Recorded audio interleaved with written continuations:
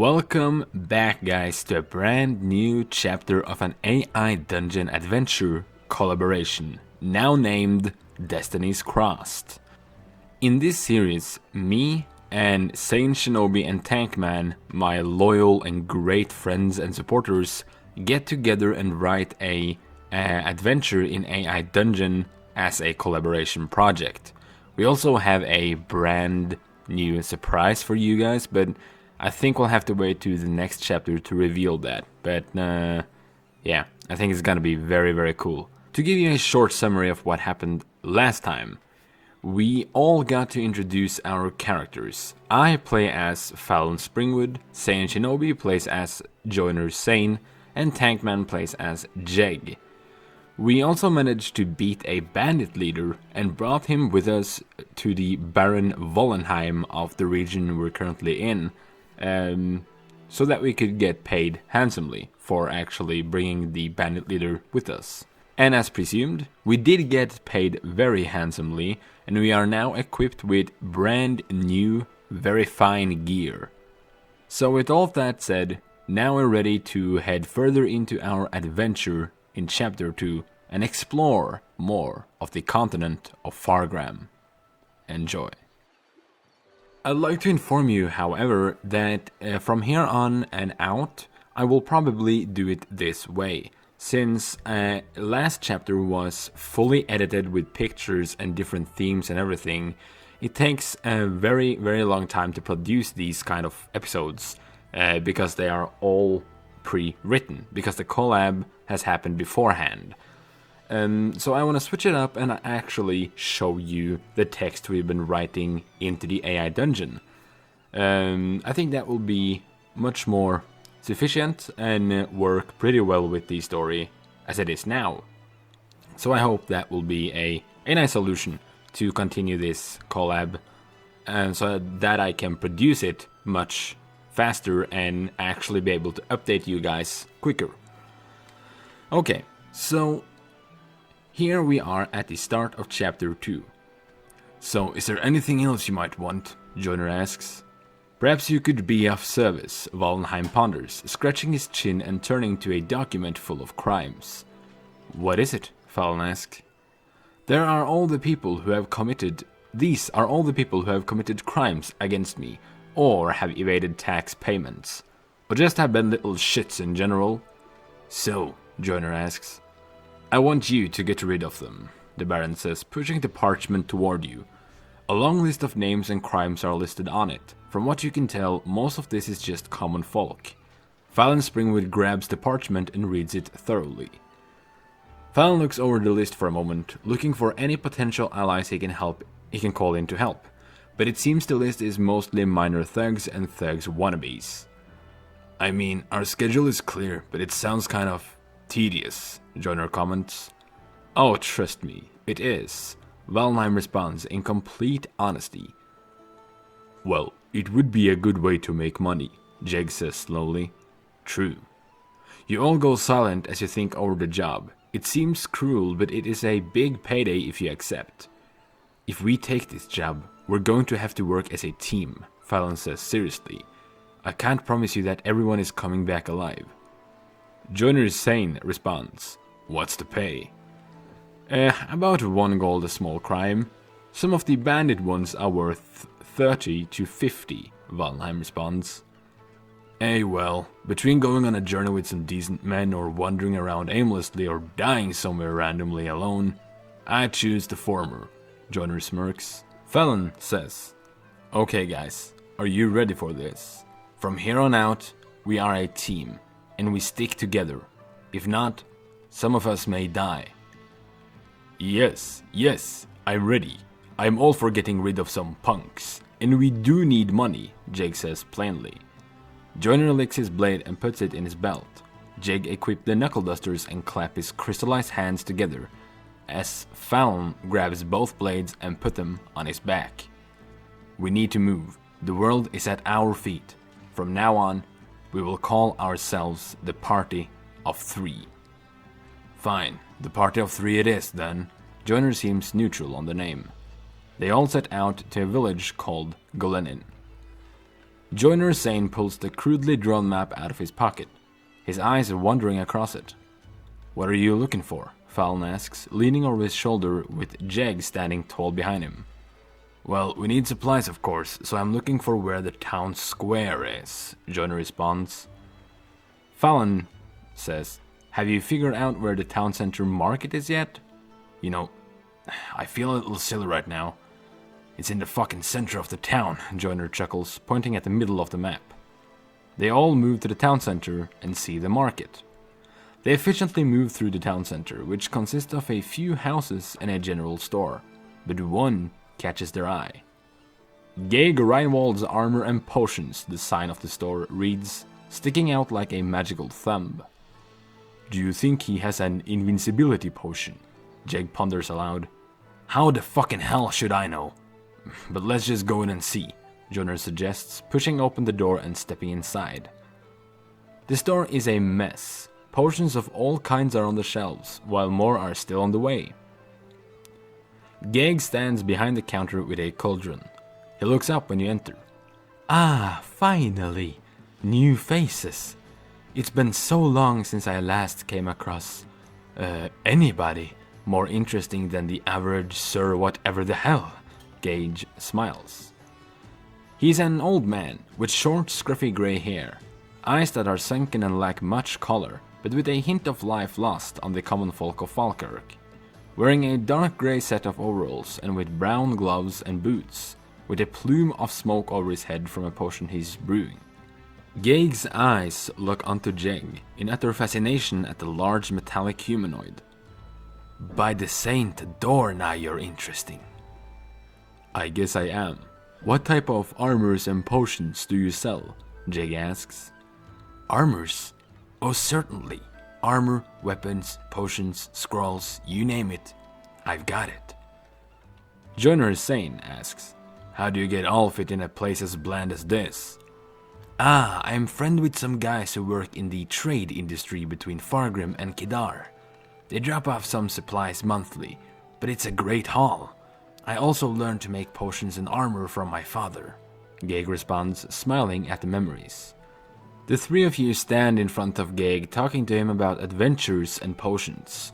The door suddenly opens and in comes three strange-looking characters. The one in the front wears armor, and the two in the back seem like his allies.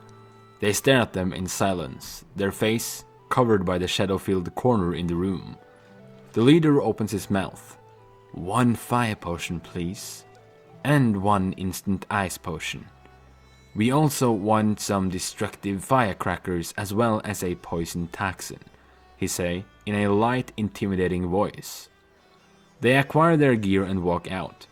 He gives them a horrifying smile before closing the door and walking away. "Well, that was odd," Joyner says out loud. "So, what were you asking about?" Gaig asks. "Oh, yeah. So, could I actually purchase some steel boots?" "Yes, I'm selling some boots. They're 75 gold. You want them?" "Yeah, sure," Joyner says, handing the money over. "You want anything else, Jay-Z?" "Nah, Jay-Z? Whatever. Fallon, Jeg, you want anything?" "Wait, I have something for you, ponytail man," Gage says as he picks up a lute. "I don't need it anymore. It belonged to my uncle. So here, if you have any use for it." Fallon grabs the lute. "Guess I will have to learn instruments now. Can keep us company when we are camping. Thanks, Gage." "So, I think we'll buy some health potions and be on our way," Joyner says. "Alright, what kind of potions do you want?" "Do you have any health potions?" "Yeah, I just need to know how many." "How much are they?" 10 gold for 1 potion." "I'll take 5 personally," Joyner says. "Me too, please," Jeg says. "You got it, guys. Here you are. That'll be 60 gold, please." "Damn, that's expensive," Joyner says as he hands the money over. "Hey, where would you get food around here?" "Oh, there's a couple places around here that have food, but I think the closest one is the market where they sell fruits." They walk out of the shop and see the market stands containing all kinds of fruits and vegetables, common in Fhargram but unknown to Fallon and Joyner. Well, I'll be damned, Joyner exclaims. It's like a real market. Back in Swarnford, our foods were all rotten. Tasted like death every time you ate them, Joyner comments. They buy a variety of random foods and put them in their leather satchels. After buying all supplies they could afford, they are finally all set. Well then, how far is Glenin? I am not sure, but I think it's a 2-day walk from here, so we should set off soon, Jeg says. Then let's get going. We got a long way to go. They set off through the streets of Falkirk towards Glenin. Alright, so the bounty is Nathan the Fang, a powerful bandit who is rumored to have killed the Viscount and is pulling a few strings. Reward is 125 gold. The man from before walked by, overhearing the plan to take down Nathan the Fang. He says, "Hey, you after him too? Me and my team are too. Name's Ty." Joyner jumps back in surprise, unsheathing his rapier. "Hey, no need for that, is there? We're just saying hello." Walking out from a tree is a short man with ginger hair, a white face mask, and a stripy shirt with a jacket over it. "Name's Perrin Rosebloom," he introduces. Behind Perrin comes a tall man who puts his hand on Perrin's head. "This is my cousin. I am Pelliot. Pleasure to meet you all," he says. A ginger man, but much taller than Perrin with leather armor. He creates some magical sparks in his hand, giving us the proof that he is a thunder spell wizard. Perrin approaches, but Joyner stands in between him and Fallon, his rapier still held forward. Ty walks up, placing his finger on top of the steel blade, and pushes it down, smiling sardonically and saying, "Now, is that how you greet new people? If so, you'll be making a lot of enemies here, I'll tell you that." "What are you guys doing here? Looking for Nathan too?" Fallon asks. "We've heard of a bandit called Nathan the Fang, and we were looking for him. We also wanted to meet you," Perrin says. Joyner steps back, flustered, and asks, "Meet us? Why us?" "Well, we don't do this a lot, but we want you in our group called the Bandits of the Woods. You guys just looked interesting in the store, and since our goals are the same, why be enemies or waste such an opportunity?" "What? Why do you want to do that?" "Boredom." "We are not bored," Jeg says, standing beside Joyner. "Oh, so you think you're funny, huh?" "Well, of course I am." "Prove it. Tell us a joke." Okay, so there's these two orcs." "No." "Okay, so there's this ogre." "Fine, I'll set up the punchline, then we'll laugh. Deal?" We hesitantly nod. Jake stands there with a confused look on his crystallized face. "Well, I suppose a real man can't be expected to appreciate the subtle humor of an ogre's tears," Ty says, before he lets out a small chuckle. "Listen, will you stop telling your horrid jokes if we join you? Just to take down Nathan." "You betcha, but only after you tell me your answer to my question. The handsome, the witty, and the clever, Ty Crestblaze, Perrin Rosebloom, and Pelliot demand an answer from the skilled warriors Joyner Zayn and Fallon Springwood." "Fine, we'll join you," Joyner says. "Great!" He extends his hand, which Fallon shakes, with Joyner shaking his head. "So we are a team then. Let's head for Glenin." "I suppose so." "Good, now let's go destroy Nathan the Fang." As they walk, Joyner turns to Jeg and whispers, "Please tell me you don't trust him either. I know you've got a good head on those crystal shoulders." "I don't trust them, but I don't think we have much of a choice. However, I do think if we work together, we'll be able to take down the bandit hideout, regardless of what they plan on doing there." "Damn it, you're right as well." Joyner and Jeg hang back, watching as Fallon asks casual questions to generate small talk. "So, where did you guys grow up?" I grew up in the mountains north of here, but my dad is from here, and I used to visit him, and my mom and my sister when I could." "What about you guys, Perrin and Pelliot?" Fallon asks. I was born in a kingdom broke, lost my father in a robbery, mother died of an illness. Didn't meet my cousin here till I had already met Ty and got on my feet. Thanks, cousin." Perrin remarks. Oh well, I'm sorry, I didn't know you existed, Pelliot responds. Insensitive bastard. The two go back and forth, an argument springing from a simple question. Fallon cranes his neck back as Ty says, just leave them for a while. That's when Joyner leans forward and says, so how are we supposed to split the money 6 ways? As Fallon looks on, disapprovingly seeing it as rude. Well, we'll see. Let's find Nathan first and then we will share the money. Don't worry, Joyner, Fallon says and leans in and whispers. Thanks for sticking out for me back there. I would do the same, man. Joyner Zayn responds, it matters not. We gotta stick together, eh? If you say so, Fallon replies as they enter the grey forest. The sun beats down on you all as you wade through yet another patch of tall, dead grass. I'm burning up, Fallon hears Ty say, and can't help but agree. Jeg goes over to him, ignoring the harshness of the ground. He pulls out his canteen and gives it to Ty. Here, have some of this. Ty smirks, takes the canteen and drinks the whole thing, handing it back to Jeg, who holds it awkwardly. 5 hours later. After a day of walking, the 6 adventurers create a camp. Turns out Perrin and Pelliot make a good team when they aren't arguing. Ty is first to nod off, but Joyner stays awake, ever untrusting. Pelliot follows suit, unthreatened. Perrin drops his bag against a large log seat, but stops when he hears out-of-tune music. From a lute. He turns and sees Fallon looking out at the moonlight, a clear sky free from the mask of clouds. Ah, damn, why isn't this working? Fallon's hands roughly hit against the strings, releasing sounds completely alien to a professional musician. Hey, need some help?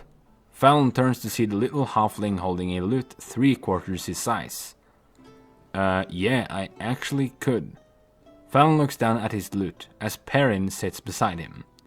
Wow, that's a nice instrument. Where do you get that marking from? It's the autograph of an ancient musician and they wore with his voice. Really? I just got this from a nice shopkeep, Fallon responds, smiling down. Okay, so... Perrin proceeds to help Fallon learn to play a lute for many, many hours. So much so that Joyner awakens to the sound of a lute and the sweet tones of Perrin's voice. Joyner Zayn peeks his head out of his tent. What in the... Fallon, is that you playing? Wait, what? I'm still playing? Fallon says, stopping. Well, you have been for hours, Joyner says as he and Ty approach the two. Most impressive, Ty walks up to them. Oh, thanks, Perrin says. Damn, didn't know you could play. You should hear him sing. Later that day, Pelliot has taken the morning hours to sharpening his blade. Ty, at the other hand, has taken to entertaining himself by waiting for birds to land on branches and firing from his arm cannon to scare them off. Jeg is handing out pieces of deer from last night, while Joyner is the last to awaken, fitting of the last to fall asleep. What a shit sleep. Anyway, how long to Glenin or whatever? Joyner asks. Well, Glenin is only a few hours away. We can be there and back by nightfall if we're efficient, Ty says, walking back to camp. How efficient is efficient? Can I at least have 10 minutes to wake up? We'll see. Now come on guys, pack up and let's get going. They all throw their tents into bags and quickly assemble their things. The sun hasn't even risen, but the sky is beginning to show a tinge of orange, indicating that it'll be up soon. They hear a few birds chirping from the trees as the rest of the group assembles. Ty motions for them all to come over. What is it now?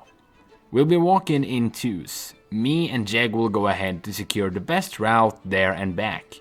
Joyner, you're with Perrin. Fallon, go with Pelliot. Got it? Got it, they all say, as they start moving out. So, Joyner, right? Perrin asks. Yes, he responds, clearly tired. What's your story? He asks, confused at this point why he's never spoken to him before. I'm a pirate, or I was. Damn ship had me washed up in Falkirk, Joyner responds with a tinge of irritation. Perrin doesn't continue the conversation further and the two walk in silence. 3 hours later. Rain is falling, hitting the ground with loud pitter-patters. Joyner is severely regretting that he didn't happen to have a coat on him at the time of his ship's downfall, while the rest are generally uncomfortable when they finally take a step into Glenin. The town is in ruin, a mess of cracked stone slabs forming dilapidated excuses for buildings. Fire spreads throughout, the rain unable to contain it. Fallon runs up to a man, near death, covered in blood. "What happened?" Fallon asks. Nathan." The man's eyes lose its life, as Ty's eyes lock onto a carriage full of bandits speeding through the town and killing people. And that, ladies and gentlemen, is the end of Chapter 2. Thank you so much for watching, you handsome devils.